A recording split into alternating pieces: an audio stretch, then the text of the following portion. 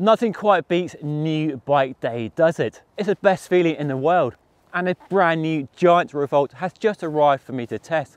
And I can't wait to share more details on this bike with you very soon, all in good time. But before I can ride a bike like this, I have to set it up for me. So saddle height, tyre pressure, stem length, handlebar height, and other adjustments make sure the bike fits me and the way I ride. So I thought this is a great opportunity to share the process and steps I go through to set a new bike up for that first ride. So hopefully, if you're a new cyclist, this video will be useful, and even if you're more experienced, you might learn a thing or two. And definitely at this point, share your process and steps below by leaving a comment. This video is sponsored by Pedalsure, but more about them in a bit. So let's dive in. The first step in this process, and definitely the most important one, to ensure you don't have any knee problems or back problems when you are cycling, is to get the correct saddle height. A saddle that's too high or too low can lead to injury and definitely hold you back from your best performance on the bike. And luckily, getting your saddle height is really easy. You don't even need a tape measure. So all you have to do is set the crank up with the pedal at the bottom, as it is here, and then sit on the saddle, and with the heel of your foot on the pedal body, your leg should be nice and straight. And then when you pull your foot back, so the ball of your foot is over the pedal body and over the pedal axle, you should have a slight bend in your knee. And that slight bend is really important to get your saddle height set up perfectly. And that really is as simple as it gets. And despite the simplicity, it still gives really good results.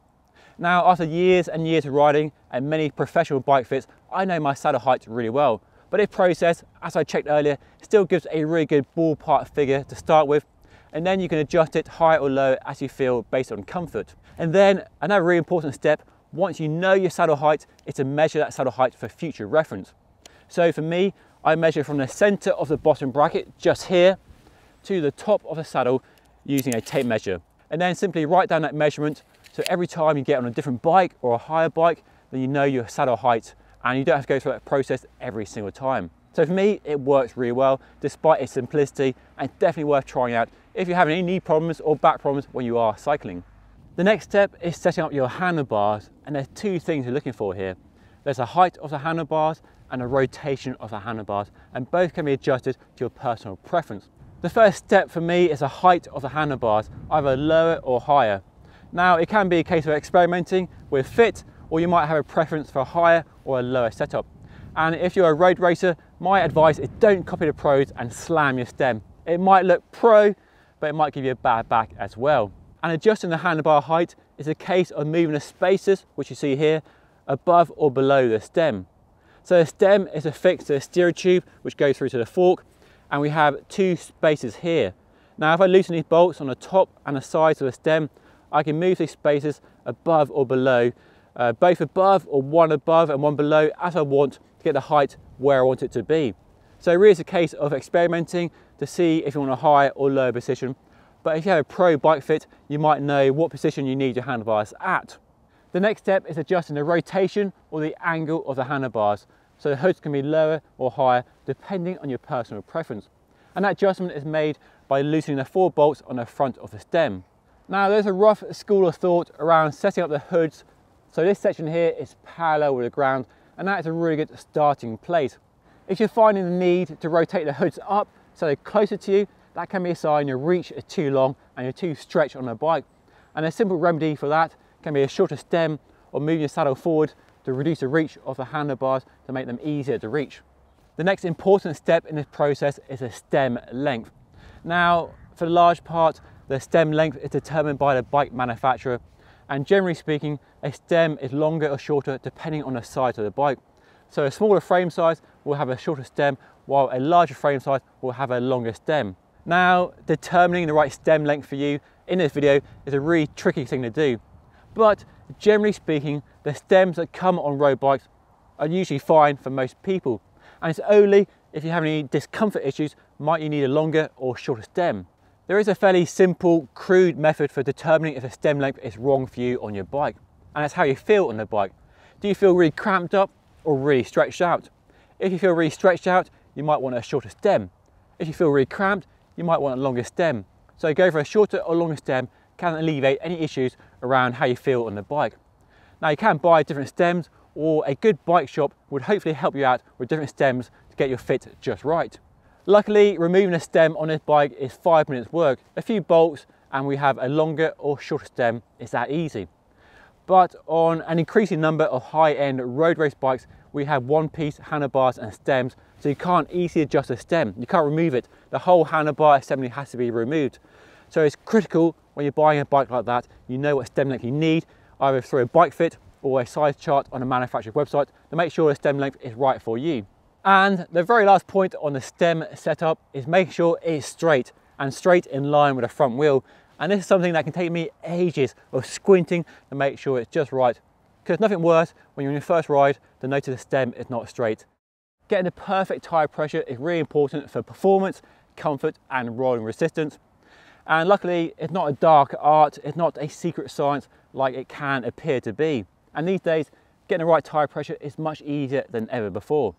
Now the first thing to do is to disregard whatever it says on the sidewall. That max tyre pressure there is as a warning. That's not a guide to set your tyre pressure up to like it used to be in the olden days.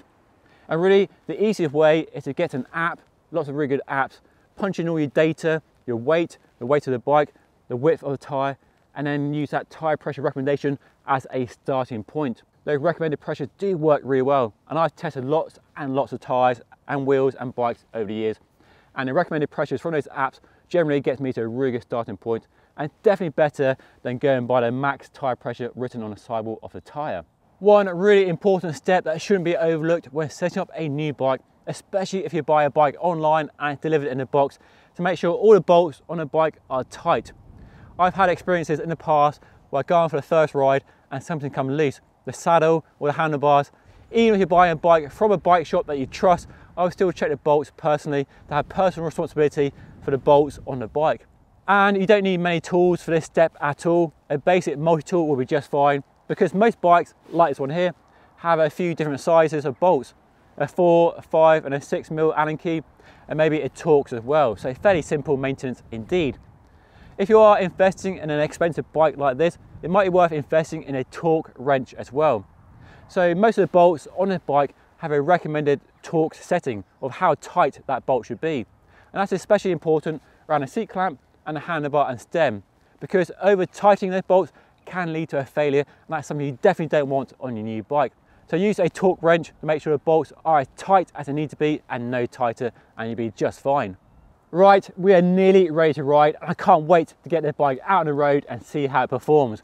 But first, we need bike insurance. There's no point buying a nice bike like this and not insuring it against theft or accidental damage. And this video is sponsored by Pedalsure. Now Pedalsure is a company focused on the needs of cycling insurance, make it really simple, easy and affordable to get a quote for a bike like this. They cover gravel bikes, road bikes, mountain bikes and e-bikes. You get a quote in seconds on their website, and it's even a chance to get a free hip lock as well. So definitely check them out, head to their website, link down below. Okay, we are moments away from that first ride. The last step in this process is to accessorize your bike, by which I mean fitting pedals of preference, bottle cages for bottles for hydration on a long ride, a computer up front if you use a computer, a saddle bag if you want one with a spare tube, multi-tool, CO2 or a little pump, and then some lights front and rear for daytime or nighttime use, and that is your lot. You really are ready to ride. Your maiden voyage on your new bike awaits you. So now that the bike is all set up and ready to ride, all I need to do now is get changed into something more appropriate and go for my maiden voyage, and hopefully the process I went through made sure the bike is ready for that first ride. Anyway, that's all for now. Hopefully you enjoyed watching the video, and if you did, make sure to hit that like button. Don't forget to subscribe, and I'll see you all again very soon.